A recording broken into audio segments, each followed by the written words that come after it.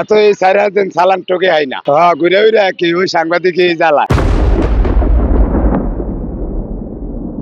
রাজধানীর ফুটপাতে ছোট্ট একটি খাবার হোটেল চালান মিজানুর রহমান মিজান। মিজানের হোটেলটি গরিবের বুফে নামেও পরিচিত। তবে সম্প্রতি এক মধুর সমস্যায় পড়েছেন তিনি।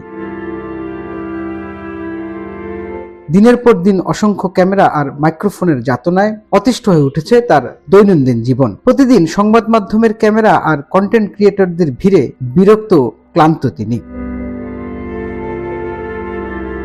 সম্প্রতি গণমাধ্যম ও সামাজিক যোগাযোগ মাধ্যমে হঠাৎ করেই ভাইরাল হয়ে পড়েন তিনি। তারপর থেকেই প্রতিদিন কেউ না কেউ আসছে তার হোটেলে সাক্ষাৎকার নিতে, ছবি তুলতে, ভিডিও করতে। গ্রাহকের সেবা দেওয়ার ফাঁকে বারবার ক্যামেরার সামনে দাঁড়াতে হচ্ছে তাকে, যা তার দৈনন্দিন কাজে বিঘ্ন ঘটাচ্ছে বলে জানান মিজান।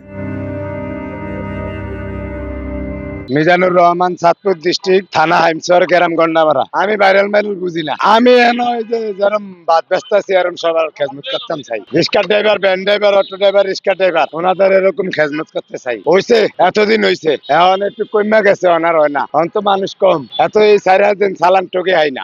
ঘুরে ঘুরে কি ওই সাংবাদিক জ্বালা। এলিগে আমি কালকে টাইম মেনটেন করে না, আজকে আবার একটু কম কইছি, 1-2টার ঘরে আজ জ্বালাজালি কম পাক করে লাইছি, সবাই খাই লাইছি। আর ওই যে খানা চলতেছে, আমি ভাগ করে থুইছি, কয়টিয়া বেচা কিনি কি হয়েছে অনেক কইতারি না, অন গিয়ে গুণ মারলা বাঁচাইলে। আর মাত্র 4টা ডিম আছে, তো শেষ। ওনার পুলিশ টুলিশ আইয়ে না, কেউ আইয়ে না। আমি দেশের কাছে চাই, আমি জানি যে কয়দিন ঢাকা শহর থাই, এই কয়দিন এই রিক্সাওয়ালা, ভ্যানওয়ালা, অটোওয়ালা, ওনারা আমার স্যার। এই স্যারেগো যে কয়দিন খেজমত করতারি ঢাকা থাইকা, এটাই আমার আশা, যে না এনো থাইকা যেন এই স্যারেগো খেজমত করতারি আমি। হোটেল ব্যবসায়ীর দাবি, তিনি আলোচনায় থাকতে চান না, বরং চান সাধারণভাবে ব্যবসাটি চালিয়ে যেতে। বিশেষজ্ঞরা বলছেন, গণমাধ্যমের কভারেজ মানুষের পরিচিতি বাড়ালেও কখনো কখনো সেটি হয়ে দাঁড়ায় অতিরিক্ত চাপের কারণ। প্রেস ক্লাব হোক বা ফুটপাত, সংবাদ সংগ্রহে সাংবাদিকদেরও উচিত বিষয়টি মানবিক দিক বিবেচনা করা।